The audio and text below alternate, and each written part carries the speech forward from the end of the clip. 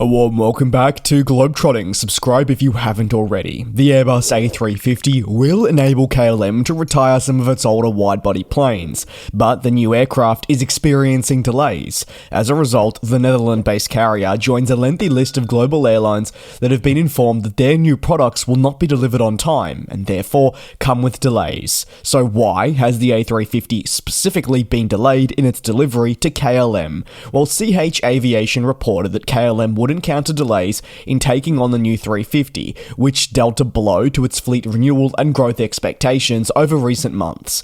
At this stage, KLM should be expecting delays of an additional 6 to 12 months, aligning with comments shared by the plane maker already, who are the ones that have been facing the struggles at hand. However, as with all delivery delays, the timeframes can very easily be pushed back further, depending on how production pans out for their jets. In September 2023, Air France KLM did place this next generation order, which at the time was an incremental one, comprising of 90 of the 350s, 50 firm orders, and 40 further options. While this was definitely a significant deal for Airbus and helped their backlog quite considerably, it attracted more attention for the decision by the Air France KLM group to introduce the wide-body into the Dutch carrier.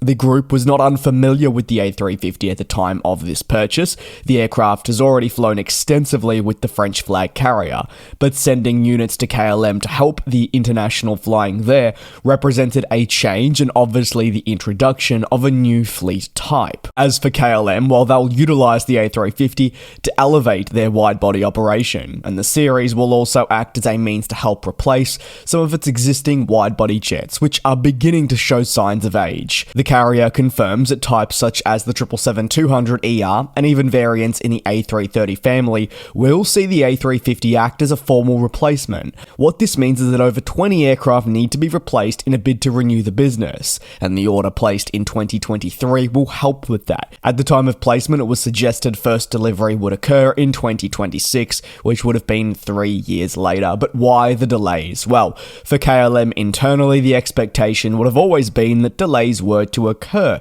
given what has really hit the A350 program and certainly also driven by guidance from the manufacturer itself. Airbus has faced challenges across recent years and all its aircraft programs are included. Not one was really spared. This has prevented the delivery of new planes to occur on time. It can stem from multiple different reasons, but everyone is always going to point firstly to the damaged supply chains, which are critical for the production of new aircraft.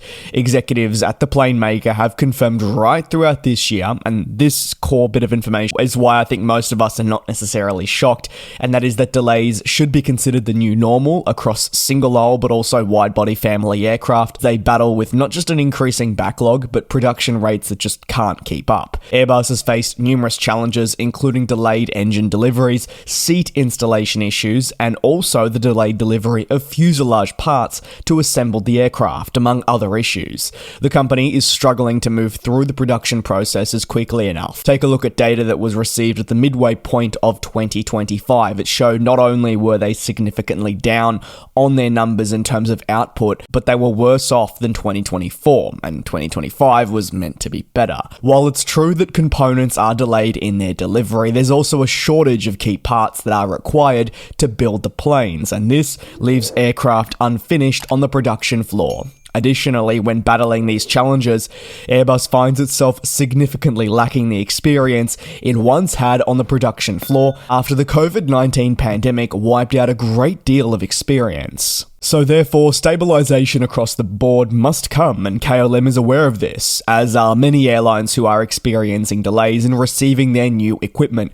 But this doesn't make things any easier, as it can have an adverse effect on the airline in question. Every airline's impact on the delayed delivery of aircraft also varies, however generally there are the same fundamental factors that must be considered. Their strength is what really changes. Most airlines that welcome new planes, such as the A350, which KLM is doing so, either do so to commence or continue the transition towards new gen types, and in the case of KLM, they're aiming to remove 2 fleet types for the acquisition of one which brings flexibility, efficiency, and also stability to the business, and also 2, it sees them lower the fleet types that are present, ensuring that there is some simplification.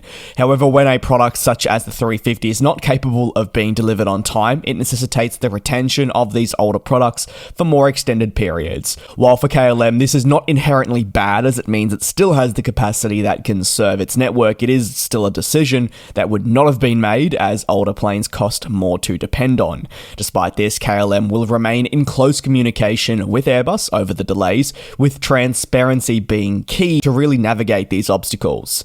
Some airlines have been very critical of that transparency. They've expressed their frustration over the persistent missed timeframes, and if anything, on the part of Airbus, their own inability to provide airlines with a clear picture of what's going on. You'd argue that even they don't truly know. Not all carriers share this sentiment. Each set of circumstances, like I said, is different. It's just the general consensus. More of these delays stretch into the years, and more companies experience them. Frustrations will only increase. Keen to hear your take, and in a positive twist, where would you like to see KLM's A350s deployed, and are you excited to potentially jump aboard one of these on a long-haul flight? Let me know down below. Thanks for watching. I appreciate the support here on GlobeTrotting. Take care, be safe, and I'll see you in a couple of days for more industry analysis. And we'll fly.